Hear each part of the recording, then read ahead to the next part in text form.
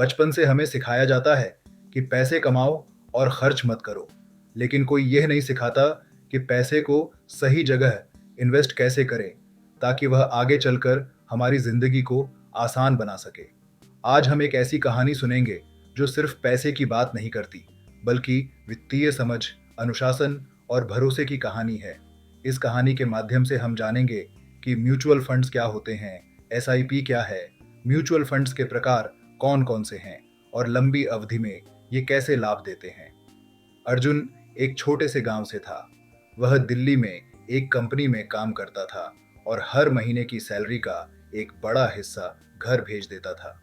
अर्जुन की जिंदगी सादी थी, लेकिन उसके मन में हमेशा एक सवाल रहता था, मैं भी पैसे बचा रहा हूं, लेकिन क्या यह भविष्य के लिए काफी है?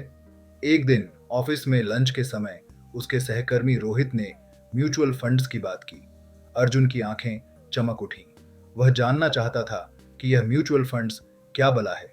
रोहित ने अर्जुन को समझाया, म्यूचुअल फंड्स एक तरह का निवेश का तरीका है जिसमें बहुत सारे लोगों का पैसा मिलाकर एक फंड मैनेजर शेयर बाजार, बॉन्ड्स या दूसरी संपत्तियों में निवेश करता है। आप अकेले शेयर नहीं खरीद रहे, बल्कि एक विशेषज्ञ आपके लिए निवेश कर रहा है। फायदा एक्सपर्ट द्वारा मैनेज किया जाता है। कम पैसे से शुरुआत संभव है। विविधता मिलती है, डाइवर्सिफिकेशन। जोखिम में संतुलन आता है।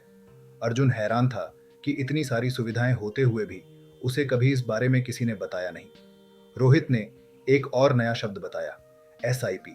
एसआईपी मतलब सिस्टमैटिक इन्वेस्टमेंट प्लान। इसका मतलब है हर महीने एक निश्चित राशि म्यूचुअल फंड में निवेश करना।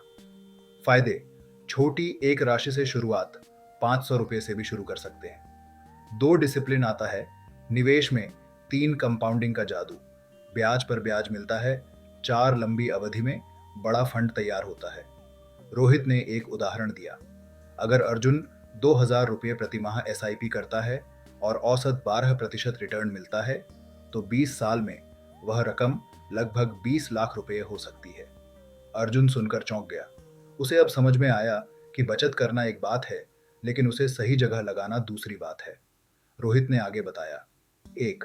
इक्विटी म्यूचुअल फंड्स, शेयर आधारित फंड्स, शेयर बाजार में निवेश करते हैं। रिटर्न ज्यादा, लेकिन रिस्क भी ज्यादा। 2. डेट म्यूचुअल फंड्स, ऋण आधारित फंड्स, सरकारी बॉन्ड्स, कम जोखिम वाले निवेश, सुरक्षित लेकिन रिटर्न सीमित। 3. हाइब्रिड फंड्स, मिश्रित फंड्स, शेयर और बॉन्ड्स दोनों में निवेश, जोखिम और लाभ का संतुलन। 4. इंडेक्स फंड्स, शेयर बाजार के किसी इंडेक्स को फॉलो करते हैं, जैसे निफ्टी या सेंसेक्स, खर्च कम होता है। 5. LSS, tax saving funds, tax बचाने का जरिया। 3 साल की लॉक इन अवधि होती है। अर्जुन ने ठान लिया था कि अब वो एसआईपी शुरू करेगा। अर्जुन ने उसी हफ्ते एक ऐप डाउनलोड किया और केवाईसी करवाया। उसने 1000 रुपए की एसआईपी से शुरुआत की। हर महीने डेट कट होती थी और वह बिना सोचे निवेश करता।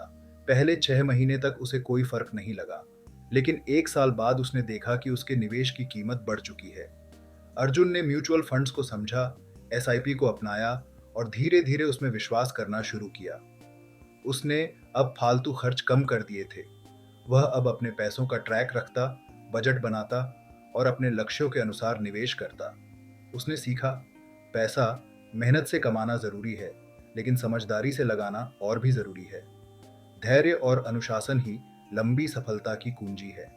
म्यूचुअल फंड्स में लंबी अवधि का निवेश बाजार के उतार चढ़ाव से बचाव करता है, कंपाउंडिंग का फायदा देता है, वित्तीय स्वतंत्रता की ओर ले जाता है। 10 से 15 साल के निवेश से अर्जुन अब एक घर खरीदने की योजना बना रहा था, बिना लोन के। अब अर्जुन अपने गांव गया। वहां उसने युवाओं को एसआईपी और म्यूचुअल फंड्स की जानकारी दी। उसने लोगों को जागरूक किया कि सिर्फ नौकरी करना काफी नहीं, पैसे को काम पर लगाना भी सीखो। अगर आप भी आर्थिक रूप से मजबूत बनना चाहते हैं, तो आज से ही निवेश की शुरुआत करें। एसआईपी एक आदत है, जो आज मुश्किल लगती है, वही कल आपको स्वतंत्र बनाती है। अगर यह कहानी आपको प्रेरणादायक लगी हो, तो लाइक करें, किसी को फायदा हो सकता है तो शेयर करें, और ऐसी ही कहानियां सुनने के लिए सब्सक्राइब करें। बाजू टेल्स, कहानी सिर्फ सुनो नहीं, जियो भी।